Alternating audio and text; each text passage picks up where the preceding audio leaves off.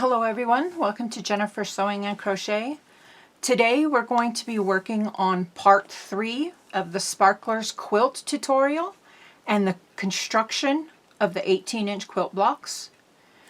But first I want to tell you that we are going to do things a little bit different in this part 3. The previous video, part 2, was almost a just a little over 57-minute video, and what I did when we were constructing the last portion, or the first portion of the quilt block, we were doing it in real time. So I constructed all of the pieces so I could show you the chain piecing and the construction of all 4 of the units. Okay, so these were the first part that we sewed. We had sewn of the block, and this is the 18-inch block. I have it folded in half just so we can get it into frame a little. So this was that portion that we constructed. Okay, today what we're going to do is we're going to be doing the diamonds and this portion here. So it will be from here to here that we are going to be working on today. Okay, so let's set that aside. And what you're going to do first is you are going to gather your cream tone-on-tone squares. And if you know from my previous video, I like to do a cheat sheet so I can easily grab what my colors are, what pieces I need. So in the pattern, my cream tone-on-tone are solid black. Okay, and I will have pictures of the directions and the diagrams in photos at the end of the video, so you can see exactly what your steps are and the pieces that you're going to need. Okay, so you're going to gather 24 of your cream tone-on-tone, or in my case again, solid black. Okay, then you are going to gather your 2 3/8 inch squares, and then you are going to gather your 2-inch fabric B squares. And this will be our first time that we have our fabric B coming into construction of the pieces. Okay, you're going to then mark all of these pieces, and you're going to start from one corner to the next, and you're just going to draw a line. I went ahead and marked everything ahead of time to save time. I like to use just a regular, really fine lead pencil.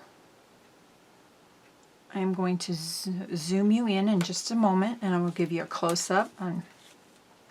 You can also use, for black fabrics, they make a white pencil, and this is a water-soluble pencil.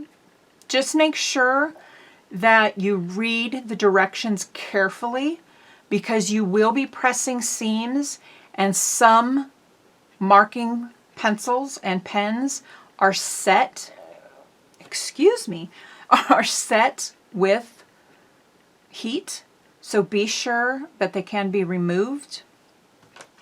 There are also a silver pencil, so when you mark, you can see on darker fabrics. And like I said, I just like to use a regular, really fine leaded mechanical pencil. Iron is not going to set in pencil, at least in my experience. I haven't had that. And I'm not really worried about the lead, because all my quilts are washed. I make my quilts to be used, and with the consideration that they will be washed. So when you mark your blocks, you can use a regular ruler. I have this little ruler that I stole from my husband. It's metal, but it's like very thin. Okay, so I have that.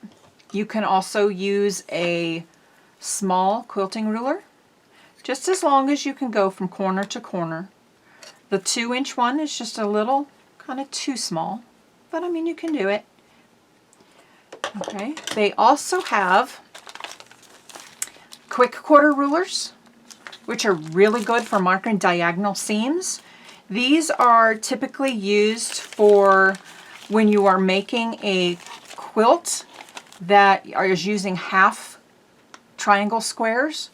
You typically mark, you will line up the point with the corner, and you have your center line mark, and then with this particular ruler you can mark your 1/4 inch seams marks, and your 1/4 inch seams is where you would be sewing if you were making your half diamond or your half triangle squares. Okay, so I went ahead and marked everything to save us some time. So let me zoom in a little and we will get to the next step. Okay, so what you're going to want to do is you are going to take your 2 and 3.5 inch rectangles, okay, and then you are going to take your marked 2-inch squares, and I think you can see that mark on there a little. It is faint, and that's what I like about it, is because I can see it enough, but it is light. And you're going to want to read your directions carefully, okay, because it tells you that you have to lay your marked line in a certain direction, okay, and it'll tell you here in your directions, okay. So you're going to line a marked cream tone on tone 2-inch square with the end of a B print 2.5 by 3.5 inch rectangle, and see diagram 2. It'll tell you note the direction of your marked line, okay, and that is here. So you're going to lay this up here so you can all still see it. Let me zoom back out just a little. Okay, so like I said, you're going to want to pay attention to your line. So my line goes from this corner to this corner. You're going to lay your B fabric. Make sure that your sides are correctly. My side. Okay, so we are going to take right sides and match them. So you're going to take your marked line and you're going to place it in the top corner, like so. So your line goes from this point to this point, okay? And make sure you have it lined up correctly, okay? So I'm going to assemble all these pieces and I will be right back. Okay, so I already have 2 pieces here completed. I have a cheater piece to start my stitching so my thread tails do not get tangled up, and it is easier to line up your points. And as you can see on this one, my points, oops, let me get that over here just a little more. I did not get my points lined up correctly, but it will be okay because I will be trimming this edge and it is in the seam allowance. So it will end up okay. I hope. I may have to do another piece to correct that. Okay, so you're going to line up your piece and you want to sew directly on that marked line. So you're going to line it up with your little notch that's in your foot. Okay, so we're going to sew directly on that line. And I like to do these slow when I first start. Okay, so there's that one. And I leave the needle right in there. Or I leave the needle down.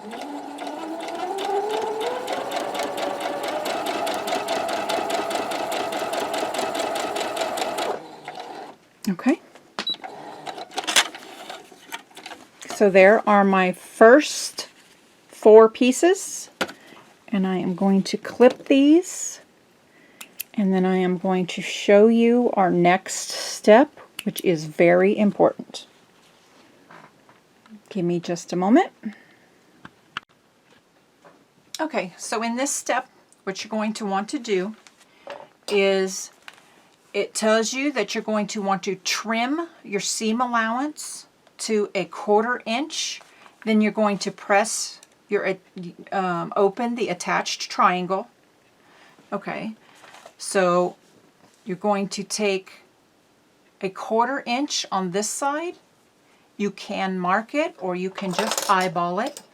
I typically just eyeball it, and you're going to trim so there is 1/4 inch seam allowance. So you can just kind of guess it. Okay. Like so. If it's a little small on one side, it's okay. And then you're going to want to set your seam, and you're going to press open, and your seam is going to be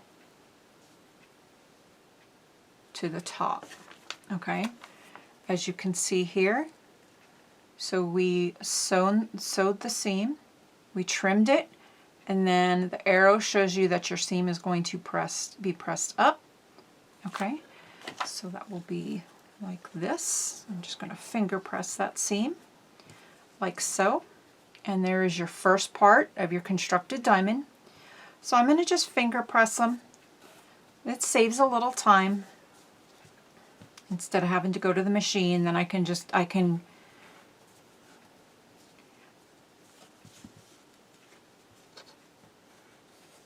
take them all once they're constructed directly to the machine. Or you can go ahead and press your seam if you like it to be a little down. I will do that now, and I will show you how that looks.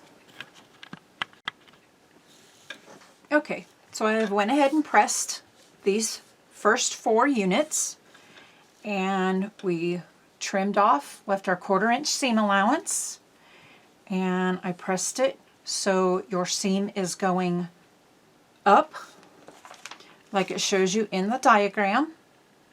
Okay, now what we're going to do is we are going to take our next piece, and we want to make sure that we lay our seam, our marked line, in the correct position. And like I said, there will be close-ups of the pictures at the end of the video so you can get a better look, and you can exactly read your directions. So you're going to take your next piece and you are going to lay it so it mirrors the top. So, but you're just going to line your marked line with the corner.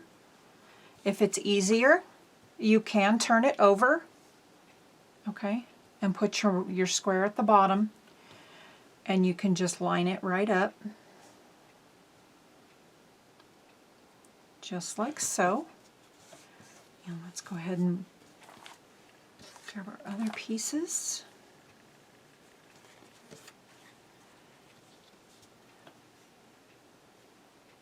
That one's a little hard to see. Okay.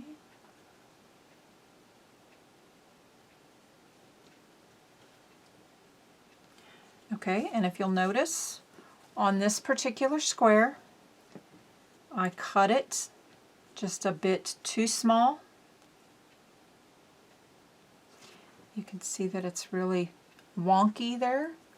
So I'm going to just grab another square because I do have extras cut just for that purpose. I like to cut maybe in small pieces like this. I like to cut 4 or 5 extra just so I have them in case something like that does happen, because when you are cutting so many little pieces,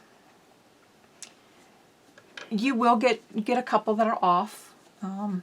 You get tired, your hand gets sore, so maybe your measure would be slightly off, and that's okay.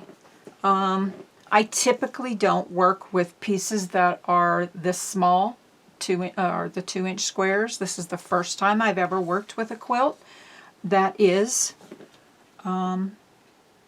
constructed with such small pieces, but that's okay. It's a challenge for me. Will I make another one that has 1,000 2-inch squares? Maybe. At this point, maybe not. Okay, so I have our pieces lined back up again. I will show you how to sew the first one, and then I will chain piece the rest of them to save some time. So give me just a moment. Okay, I have went ahead and I have chain pieced the first 4, and I am going to do the last one. Make sure you get that line lined up correctly. Can't find my foot pedal.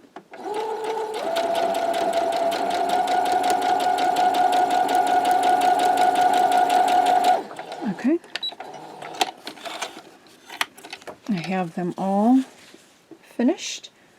I will take it back to and we will show you the next step. Okay, so again, you're going to trim and leave a 1/4 inch seam allowance.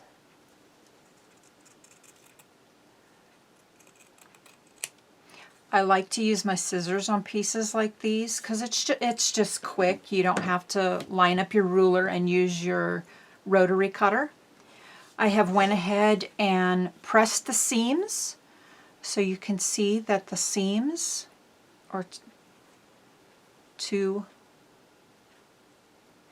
the dark fabric, or how it marks in the diagram. You're going to press the seam to the corners.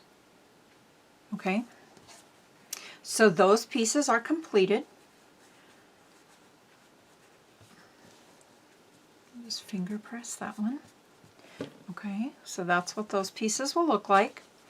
Then you will notice that the next step, you're going to include your, okay, you're going to repeat, and you're going to make 4 left-hand diamond units.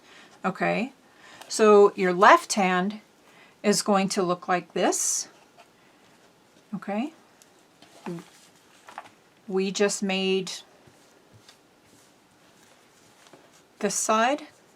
I think I might have done the left hand first.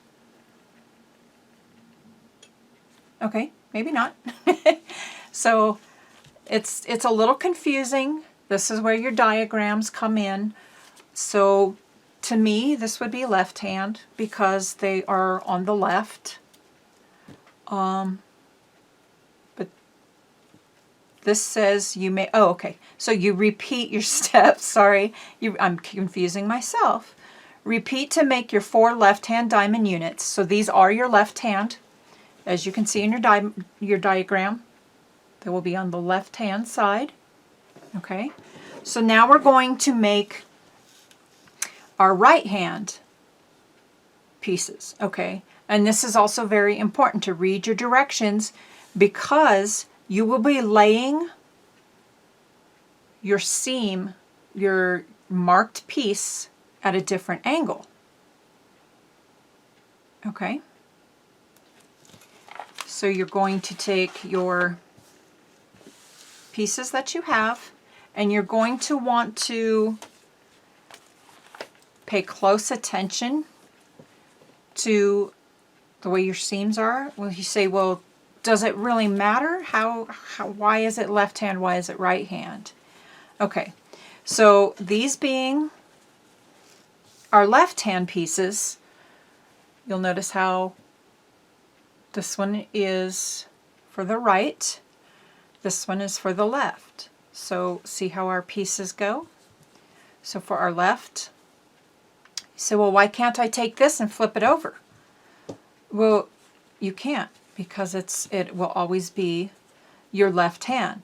And it is the way you put your marked piece onto the other piece. Okay, so it's very important to pay attention to your directions and your diagrams. Okay, so these were our left.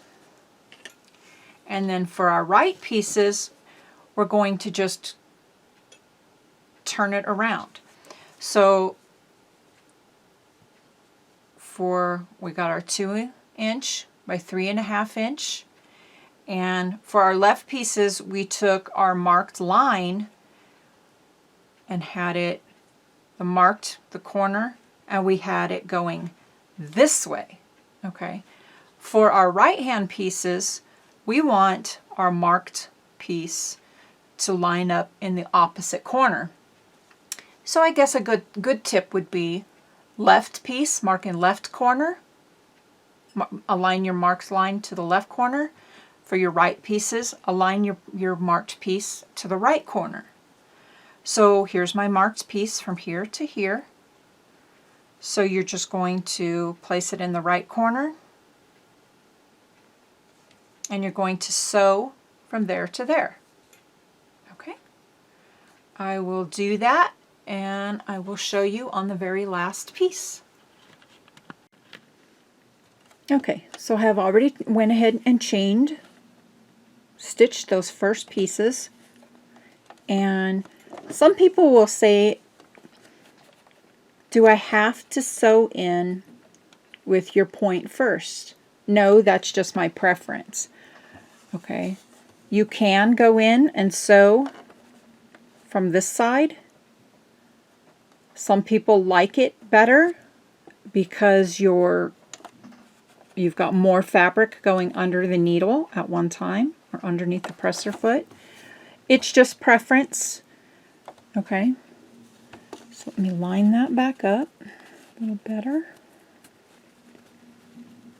Okay.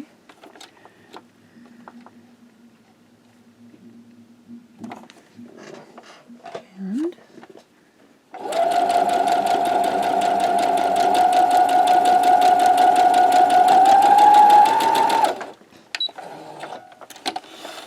okay, we have those pieces chain pieced. Again, we are going to clip them all apart and then move on to the next step. So again, we are going to trim our 1/4 inch seam. I went ahead and did the others again to save some time. Okay, then we are going to take them, and again we're going to press the seams. I will do that next step, and I will be right back. Okay, so I have again pressed all my seams. Then we are going to line up our squares again. You can flip them back over, and again take your marked piece and line it up to the right corner. I'm sorry, I was way out of frame there. So again, take your marked piece and line it up to your top right corner. So right side, right corner, left side, left corner. Okay, so I will get all those assembled, and I will be right back. Okay, so I have went ahead and I have sewn all those pieces. We're going to trim them again, press them open,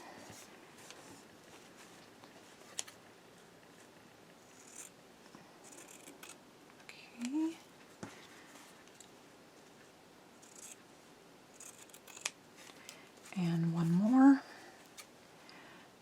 I will press these open and we will move on to our final step for today.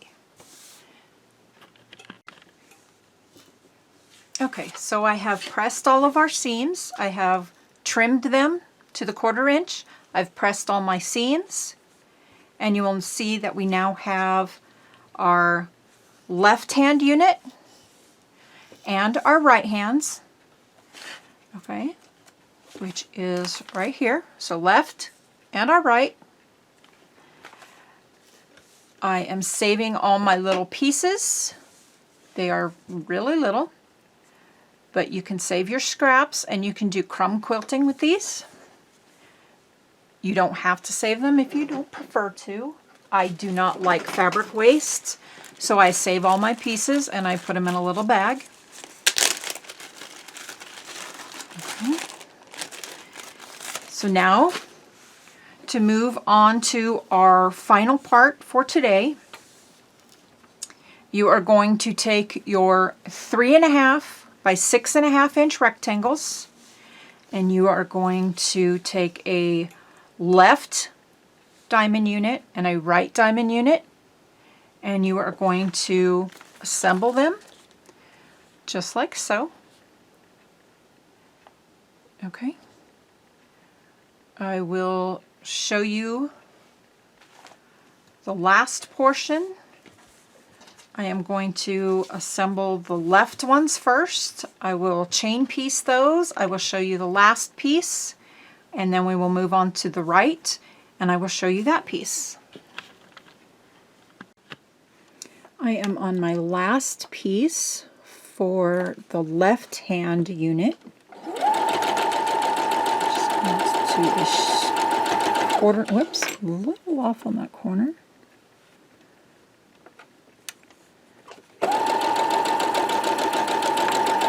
Okay. And I will show you our next step. Okay, so I finished sewing the left hand pieces, and you will press your seams open, and it has your marked arrow to where your seam will be to the inside. So your seam will be on this side. So you will press open your seams for all of those. And you will notice on your piece that your diamond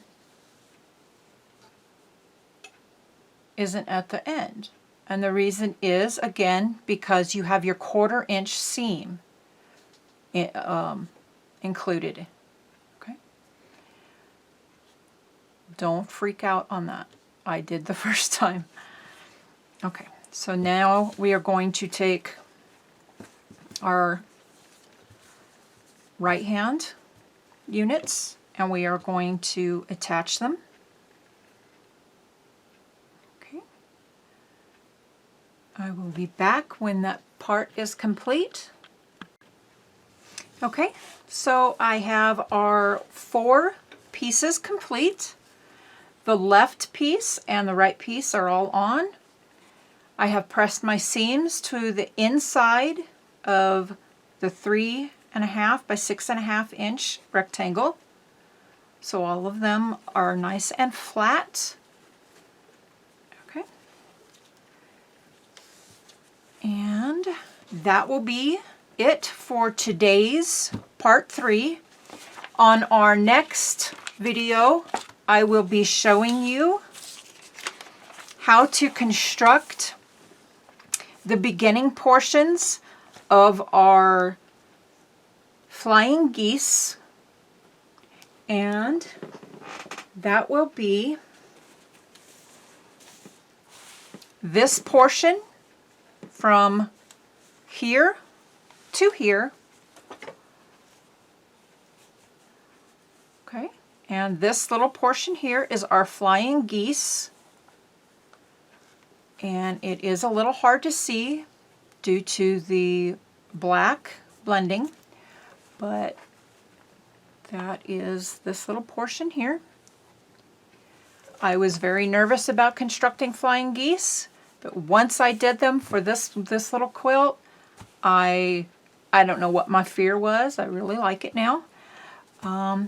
Please stay tuned, and I hope you all have a great evening. I hope you've enjoyed this video. Please like and subscribe. If you have any comments, leave a comment down below. If you have any questions, please